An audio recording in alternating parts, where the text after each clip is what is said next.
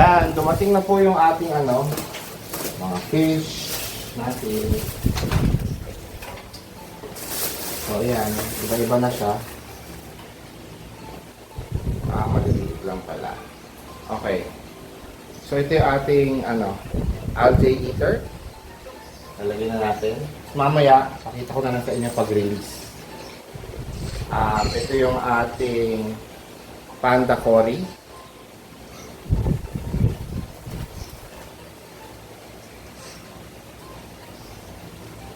Hindi ko alam kung panda cory dito o Julii.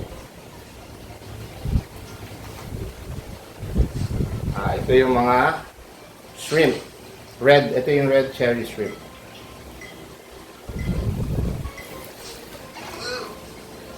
Ito yung blue shrimp.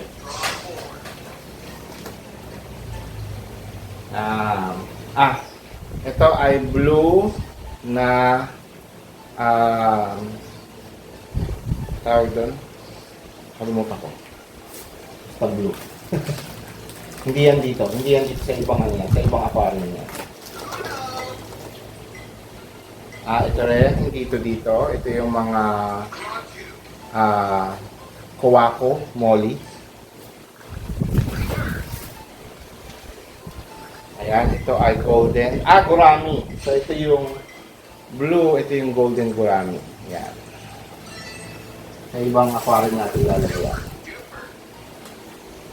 Ayan, ito ay red tail. Tetra to eh. Nakalimutan ko lang kung anong klase.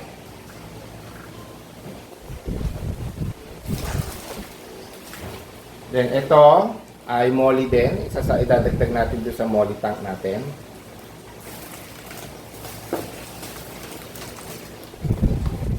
Ayan. Ito ay albino tetra.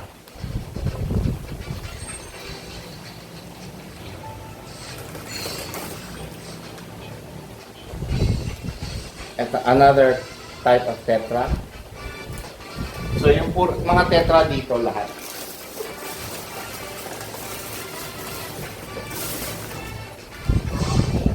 Ito, angelfish naman to. Kasama to, magiging kasama to ng mga gourami.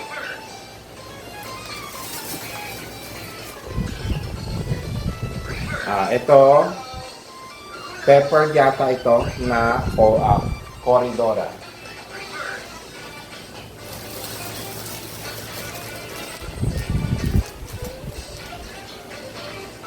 Ayan, ito naman mga ang tawag dito? Albino pleco. So, maglalagay din tayo dito, pero maglalagay din tayo sa sa angelfish tank. And then, ito, bumili tayo ng isang blue na beta. Kasi meron ako isang beta pack na walang laman. And then, ito po yung mga halo-halong plants. Ayan. Na ilalagay pa natin dito.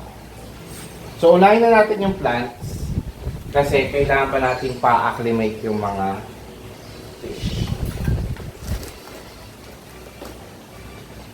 Itong ibang fish na to, i-acclimate na rin natin dun sa ibang tank.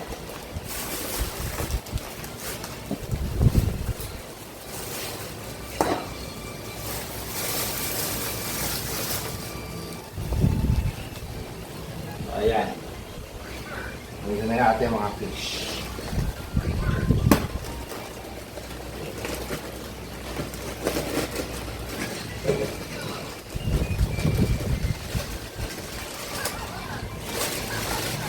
Tingnan natin itong mga plants.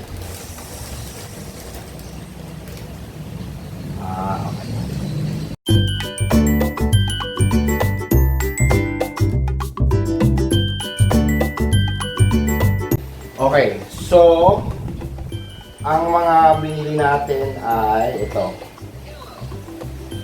Itong ganito. Ang tawag nila dito is broadleaf. So, 6 na bundle. Ayan, ang binili natin na broadleaf. Tapos, 6 din na parrot feather. Ito. Ayan. Na hopefully gumanda dito. And then, wisteria. Ito naman. Ay! Ito yata ang parrot feather. Ito, ay, tama ba? Hindi, ito pala wisteria to. Dalawang wisteria. And then, yung glandulosa. Ito. Ito yung glandulosa, 4. Okay. So, ang gagawin natin ay ilulubog na lang muna natin sila. Hindi muna natin sila itatanim. Gusto ko mag-acclimate din muna yung plants dito sa ating tubig bago natin itanim. Okay?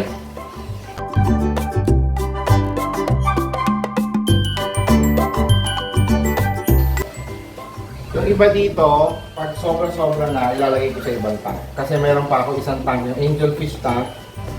Aayusin ko din kasi siya.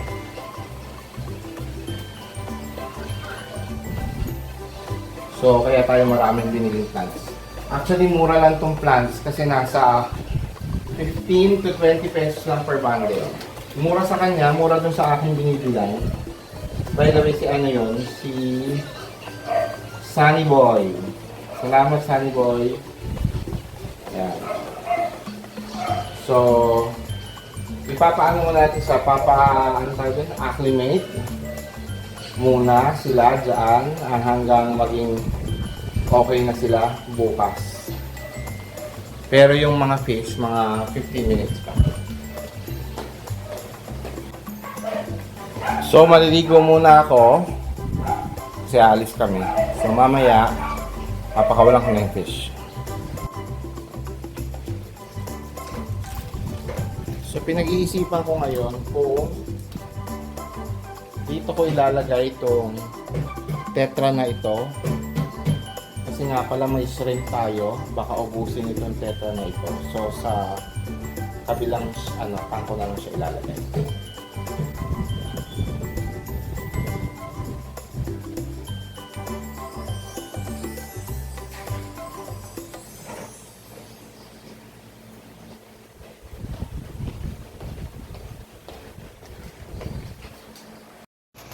So, ayan na po sila. Hindi ko alam kung na-video ko kanina. Hindi ko pa chine-check pero ayan, parang namatay yung video so hindi ko napakita sa inyo yung pag-release ko nung mga, ayan, paglagay ko ng halaman, pag-release ko ng mga isda at kung ano-ano pa. So, nandyan na po yung, ang mga nirelease ko po dyan, ayun, may orange, may blue shrimp. Itong tetra na ito, nakalimutan ko kung anong tetra yan. And then yung tetra na nasa likod. Ayan. Tapos itong mga, ayan, yun yung orange na shrimp po. Ayan, ganyan yung orange na shrimp. Yung blue shrimp, mamaya makita natin kung meron. Tapos yung ganitong, tawag dyan, albino na pleco. Tapos yung mga ganito, corridora, iba-iba. Isang, may julienne, may peppered. And then may may bronze. Okay? So ayan. And then ito, nandito na po tayo sa kabila. Nandito naman po, inilagay na natin yung mga angelfish, golden gourami, blue gourami, at albino na tetra. Yan. So, naging lively na ulit itong ating... At saka, meron pa palang dito, nagdalawa lang inilagay ko kasing doon, pleco. So, nandito yung 4. 6 kasi yun eh. Tapos, ang itinira ko dyan, yung dating... Ayun, yung corridora na bronze. Yan. So, buhay na sila dyan ulit. And then, dito sa tang.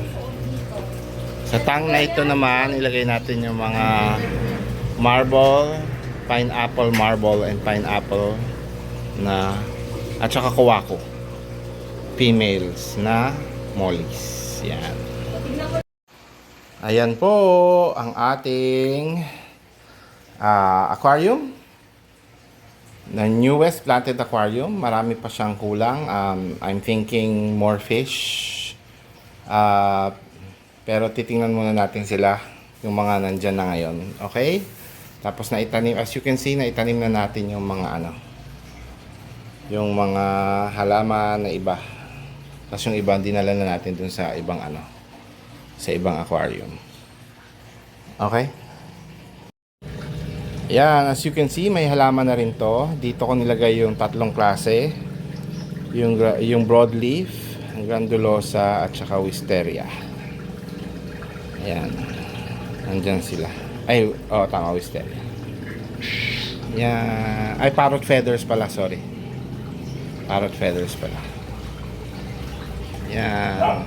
So, medyo mas buhay na ulit tong aquarium na ito. Ayan, tapos na po sila.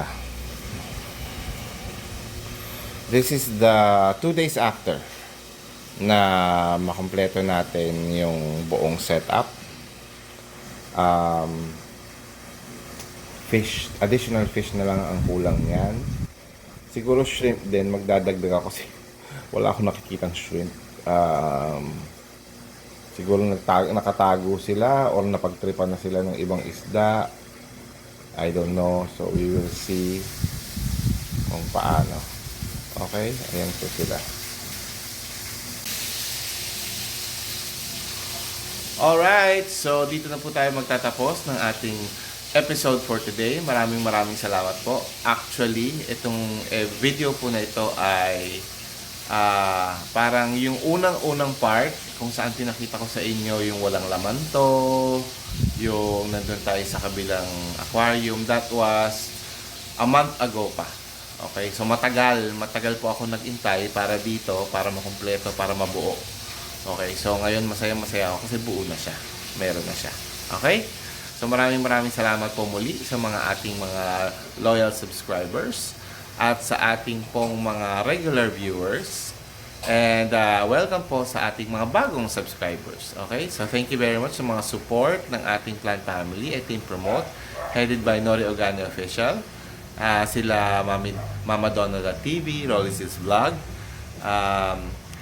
Weng BTA Halamanay, Ate Josephine Bauyon, Leon's Garden, Jeremy Hermano, A Day with Mama E sa aming Bakuran Vlogs, Young's Channel, Shining G, at yung iba po nating mga kasama pa na sila Needs Life, si Succulent Davao, Daisy Succulent, at marami pang iba. And of course, sa ating mga regular viewers na katulad nila, Chumasinas, Corpusty Vlogs, at Primitive Pulsar. Okay? So this is Plant Tatay Barry of Antipolo saying bye, Plant Kids!